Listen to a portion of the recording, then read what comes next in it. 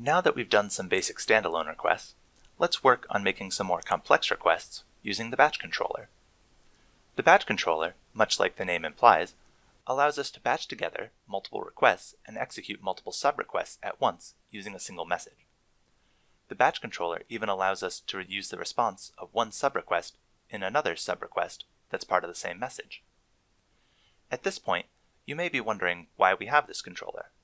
Well, by grouping these requests together, we can reduce the number of HTTP requests that need to go over the network, and thus reduce the latency, which can increase the performance of the application querying the PyWeb API. One important thing to note is that all of the sub-requests of a batch request are handled internally by the PyWeb API service and don't return to the client application until all sub-requests have completed. The response is then returned in a single large response message. We'll talk about some of the batch controller advantages more in depth in the performance section of this course. Let's start with a simple example of making a single sub-request in a request to the batch controller to the PyWeb API homepage. This may be a bit of a trivial example, but it will get us started looking at the formatting of batch requests. If we take a look at the batch requests controller in the help files, we see that we need to post to the batch controller.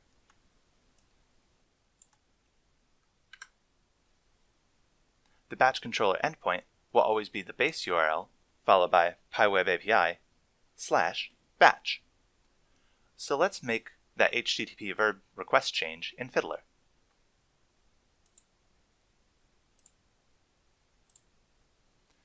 Batch requests have a body which is in JSON format.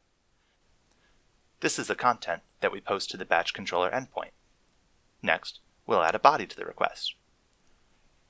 All batch sub-requests are specified in the body of the request. We'll also need to add the HTTP content type of application/JSON to let the PyWeb API know what format to expect the body of the request in.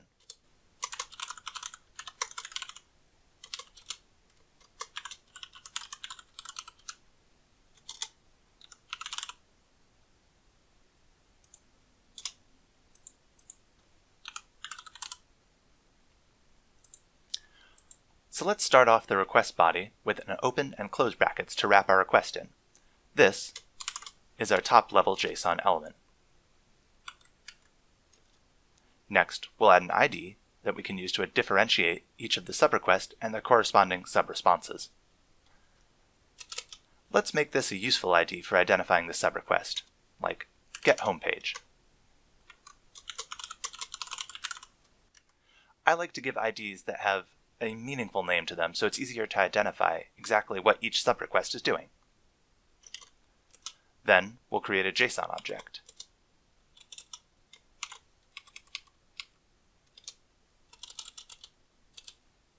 This JSON object will be the sub-request.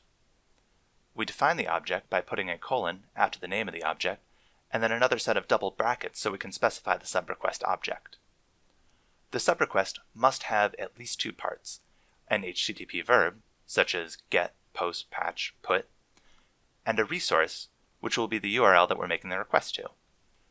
We have the option of other properties that we can put in the request, such as headers or content properties, if we need to have that body to our sub-request. In our case, we want to use the get method, and our URL is going to be the landing page of the PyWeb API.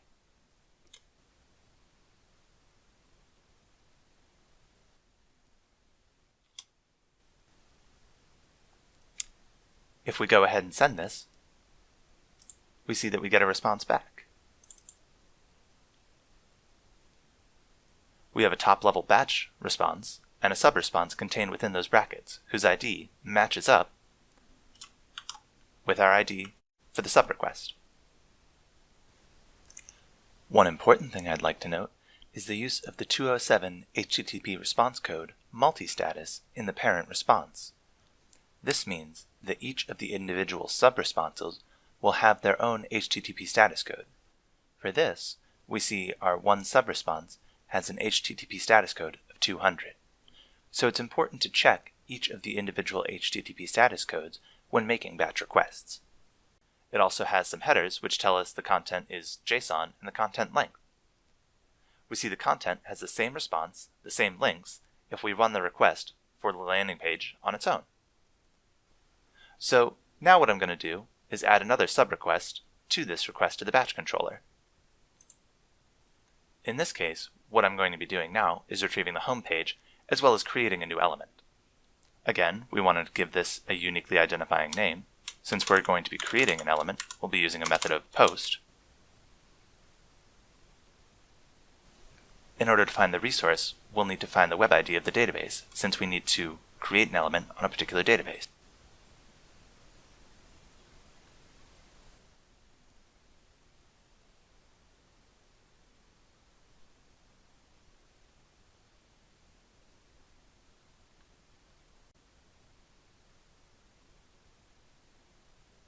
Now, if we want to make a subrequest that is a post, for example, in this case creating a new element, then we need to use the content field. Content property is always expecting a string. Keep in mind that this is the body of this subrequest, so we'll take an example post and wrap everything in quotes.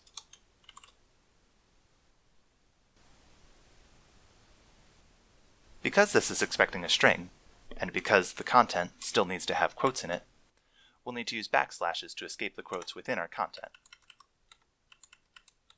I'll also need to add the /elements endpoint. If we execute this request, we see that we have a 201 response for created on our element.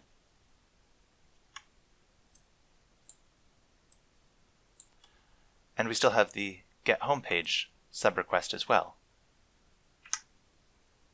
Since this method that we used didn't have any content, we see that the content is null. We covered a lot of material in this video, so let's take a quick moment to summarize. In this video, we introduced the batch controller, a powerful tool that allows us to send multiple requests in a single message. We demonstrated that the batch controller requests are HTTP post requests, and these requests require a specially formatted request body. This request body is in JSON format and must be encased in curly braces. Each individual request must have a uniquely identifying name.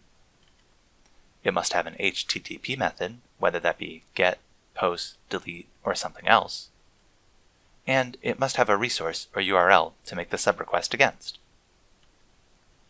We also showed an example of a request that had more than the bare minimum fields to post a new element. We note the use of backslashes to escape the quotes in our content field.